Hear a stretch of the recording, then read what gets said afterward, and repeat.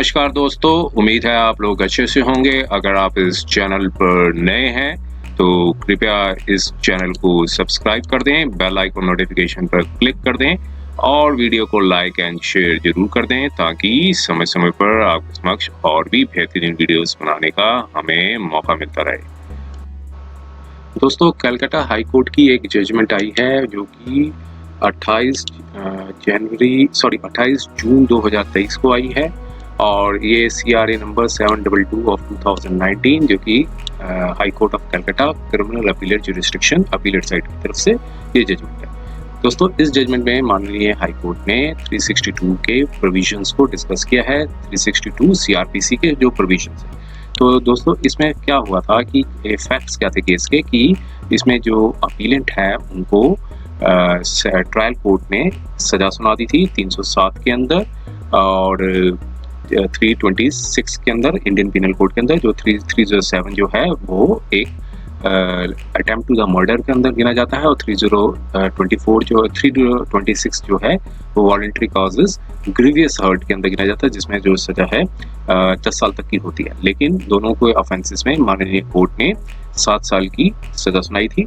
अब उससे एग्रीवेट होके आगे कलकत्ता हाई कोर्ट में अपील डाली गई थी और माननीय हाई कोर्ट ने जो सजा को सेटिस्फाइड कर दिया था और कन्विक्शन कर दिया था 324 इंडियन पिनल कोड में और 34 इंडियन पिनल कोड में।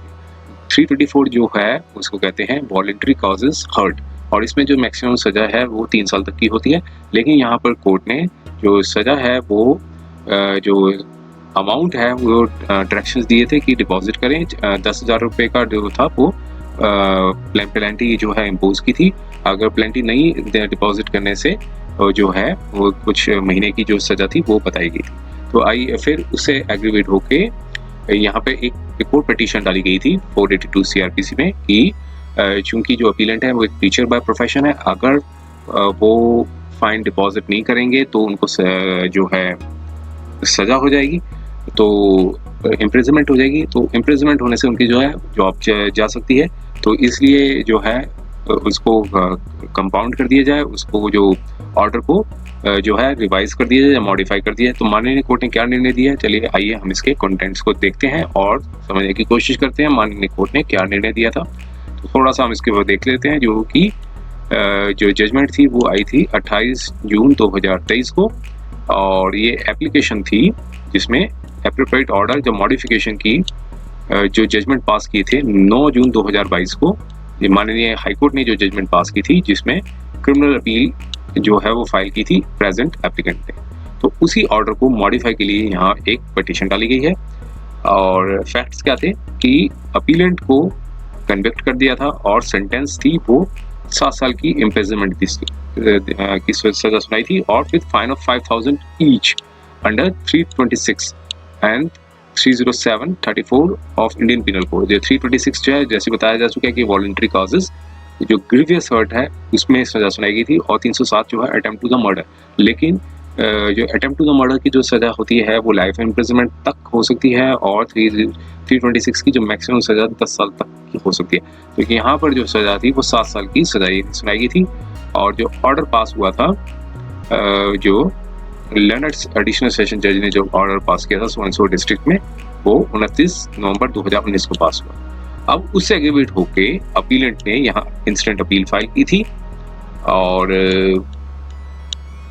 माननीय हाईकोर्ट ने 9 जून 2022 को जो ट्रायल कोर्ट थी जो कि एक सेशन कोर्ट भी थी उसके ऑर्डर को सेटिस्फाइड कर दिया था जिसमें 326 विद 334 इंडियन पिनल कोड जो कि बताया जा चुका है और 307 विद 34 इंडियन पिनल कोड और उसमें कन्विक्शन कर दिया था under section 324 of Indian penal code जो कि ये कहा कहलाता है 324 voluntary punishment for causing voluntary causing hurt.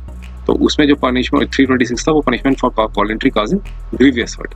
तो यहाँ पर जो सजा थी वो 34 इंडियन पिनल कोड में सुनाई थी और फाइन डायरेक्शन दी थी कि 10,000 रुपये जमा करें। अगर डिपॉजिट नहीं करेंगे तो उसमें जो इम्प्रिजनमेंट है जो कि 6 महीने की हो सकती है।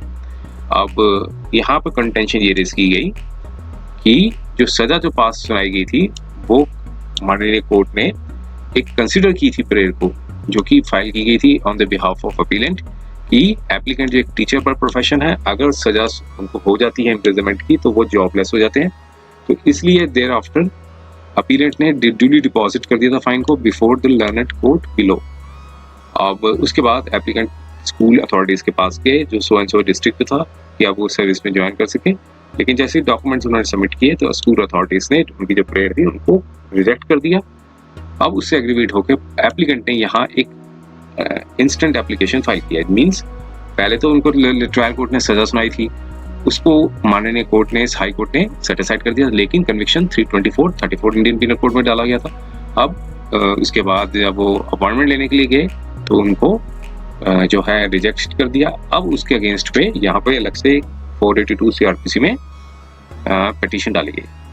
अब काउंसिल ने एक और सबमिशन दिया कि कोर्ट ने लीनियंट व्यू लिया था एप्लीकेंट के लिए जब ऑर्डर सेंटेंस की सुनाई थी, क्योंकि एप्लीकेंट थे वो एक टीचर है और उनको जो अगर इम्प्रिजनमेंट होती है तो वो जॉबलेस हो जाते हैं। तो इसलिए एप्लीकेंट ने प्रेयर की कि स्कूल अथॉरिटीज को डायरेक्शन दी जाए कि वो order of affirmation of conviction है वो रास्ते में ना आए जो कि एप्लीकेंट जब ज्वाइन करने जाए। और फिर इसके बाद काउंसिल ने जो थे एप्लीकेंट उन्होंने सबमिशन ये दी कि कोर्ट ने कंसीडर कर सकती है जो प्रिंसिपल ले डाउन किया गया है प्रोबेशन ऑफ ऑफेंडर एक्ट में और पास अपना ऑर्डर दे सकती है और keeping the appellate under the probation, क्योंकि अगर सेंटेंस ऑफ फाइन जो है वो भी लिया जाएगा तो उसके भी कॉन्सिक्वेंसेस जो हैं वही होंगे जो अगर वो एप्लीकेंट फाइन नहीं पे कर सकता है। तो object of probation of the offenders act यही है कि इम्प्रिजनमेंट ना हो और जो पर्सन जो कवर्ड होंगे इस प्रोविजंस ऑफ एक्ट में, तो ऑब्जेक्ट जो है वो उसको रोका नहीं, can not be set at not by imposing a fine जो कि नेसेसरी इंटेनल करता है इम्प्रिजनमेंट को in case of defaultment of the fine. तो इसलिए rehabilitatory purpose of probation of offender act है उसको कंसिडरेशन में लाए और इंस्टेंट केस को रीजन को देखते हुए कि एप्लीकेंट को जो है स्कूल टीचर है और वो अपनी सर्विस ज्वाइन नहीं कर पाएंगे अगर सजा जो है सेंटेंस और फाइन है वो उनके ऊपर इम्पोज कर दिया जाता है। अब कोर्ट ने अपनी क्या ऑब्जर्वेशन दी, देखिए कोर्ट ने बताया कि जो CRA जो फाइल की थी उसे 9 जून 2022 को डिस्पोज हो गया था और 324 इंडियन पीनल कोड में और 10,000 रुपये का फाइन लगाया गया था उनको। अब 362 CRPC के प्रोविजंस को कोर्ट ने गौर किया कि क्या कहता है कि court not to alter the judgment, court अपनी जजमेंट को अल्टर नहीं कर सकती है। तो यहाँ पर कोर्ट ने कहा कि जो प्रोविजंस है जो CRPC में उसमें बता रखा है कि 362 के अंदर बता रखा है कि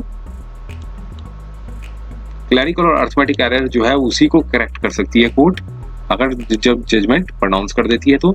और एक बार जजमेंट प्रोनाउंस हो गई हाई कोर्ट की कोई जुरिस्डिक्शन नहीं होती कि इस तरह की एप्लीकेशन को एंटरटेन करे और परमिशन की और डायरेक्शन दे या परमिशन ग्रांट करे कि ऑफेंस को कंपाउंड कर लो।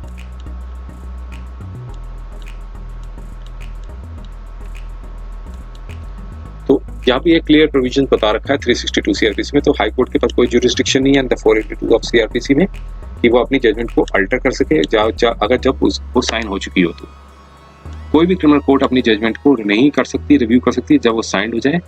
ये एक्सेप्टेबल प्रिंसिपल है।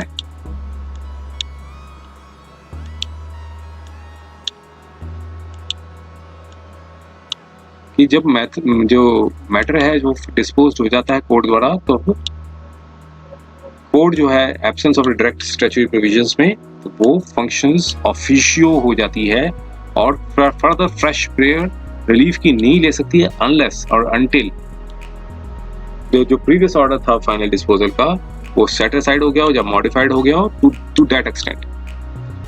तो अब ये डिसीजन था ऑनरेबल सुप्रीम कोर्ट का Abdul Basist Raju and others versus Mohammad Abdul Kadir Chowdhury जो कि 2014 में आया था। तो इस पर रिलाई किया कोर्ट ने और अपनी ऑब्जर्वेशन को सपोर्ट किया। तो इसने कोर्ट ने कहा कि मेरे पास जो है वो कोई अथॉरिटी नहीं है कि मैं जो ऑर्डर ऑफ सेंटेंस थी उसको अल्टर कर सकूं जो CRA में दिया गया था, इसलिए एप्लीकेशन को यहाँ पर रिजेक्ट किया जाता है। तो उम्मीद है ये वीडियो आपको पसंद आया होगा। अगर ये वीडियो आपको पसंद आया है तो कृपया इस चैनल को सब्सक्राइब कर दें, बेल आइकॉन नोटिफिकेशन पर क्लिक कर दें और वीडियो को लाइक एंड शेयर जरूर करें ताकि समय समय पर आपके समक्ष और भी बेहतरीन वीडियोस बनाने का हमें मौका मिलता रहे। समय देने के लिए बहुत बहुत धन्यवाद।